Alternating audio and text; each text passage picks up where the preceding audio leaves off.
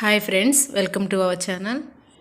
మనం ఈరోజు healthy and tasty motichoor laddu బెల్లంతో ఎలా తయారు చేయాలో చూద్దాము.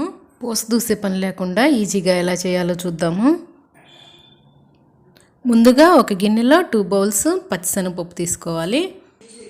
ఇందులో వాటర్ వేసి 2 టైమ్స్ కడిగి పెట్టుకోవాలి.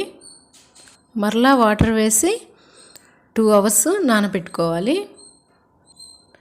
2 అవర్స్ నానిన తర్వాత శనగపప్పును వడగిన్నెలో వడవేసుకోవాలి. ఇలా వడవేసుకున్న పప్పును కొంచెం 2 మినిట్స్ అలా ఉంచి వీటిని మిక్సీ వేసుకోవాలి. ఇలా మిక్సీ జార్ తీసుకొని కొంచెం కొంచెంగా మిక్సీ జార్లో వేసుకొని మిక్సీ వేసుకోవాలి. అసలు వాటర్ అంటూ యాడ్ చేయకుండా వీటిని కొంచెం కొంచెంగా మిక్సీ వేసుకోవాలి. ఇది మరీ మెత్తగా కాకుండా కొంచెం బరగ్గా ఉండేటట్లుగా మిక్సీ చేసుకొని అంతా ఒక బౌల్లోకి తీసుకొని ఉంచుకోవాలి. ఇలా శనగపప్పు అన్నింటినీ మిక్సీ వేసుకొని ఒక బౌల్లోకి తీసుకోవాలి. ఇప్పుడు స్టవ్ మీద కడాయి పెట్టి ఆయిల్ వేసుకుందాం. మీడియం ఫ్లేమ్లో ఈ ఆయిల్ వేడవ్వాలి. ఈ వేడైన ఆయిల్లో కొంచెం కొంచెంగా పిండిని మనం పకోడీల్లా వేసుకుందాం.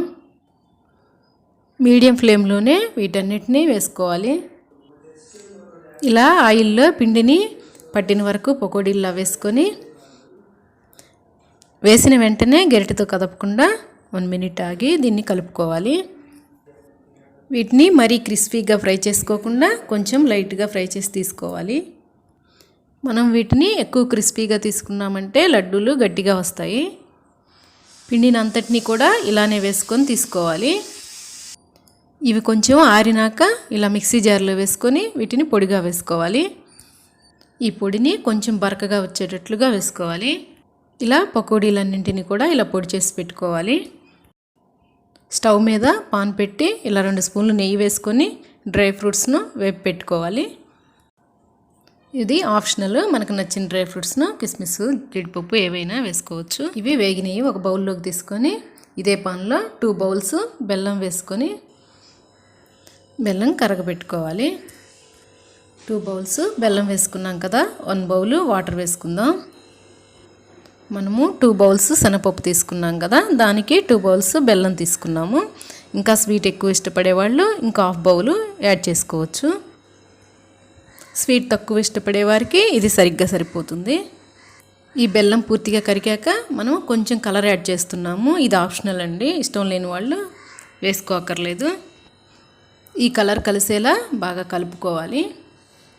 మనం బెల్లం యూజ్ చేస్తున్నాం కదా, కలరు పెద్ద చేంజ్ ఏం రాదు. కలర్ వేసుకున్నా అదే పంచదారతో పట్టుకుంటే కలరు బాగుంటుంది. లడ్డూస్ మంచి కలర్ వస్తాయి.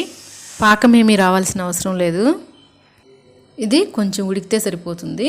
దీనిలో మనము రెడీ చేసుకున్న పకోడీ మిక్స్ని వేసి కలుపుకుందాం. ఫ్లేమ్ని సిమ్లో పెట్టి ఇలా అంతా వేసి కలుపుకోవాలి. ఇదేమీ మనకు గడ్డలు కట్టదు, ఈజీగా నిదానంగా కలుపుకోవచ్చు. ఇలా ఒక 5 మినిట్స్ వరకు కలుపుకోవాలి. ఇలా కలుపుతూ ఉంటే మనకు దగ్గర పడుతుంది, లడ్డూలు చేసుకోవటానికి వీలుగా ఉంటుంది. మా ఛానల్ని మీరు సపోర్ట్ చేయాలంటే లైక్ చేయండి, ఇంకా షేర్ చేయండి. ఇలా కలుపుతూ దీనిలో కొంచెం ఇలాచీ వేసుకుందాం. 1/2 స్పూను ఇలాచీ వేసుకుందాం.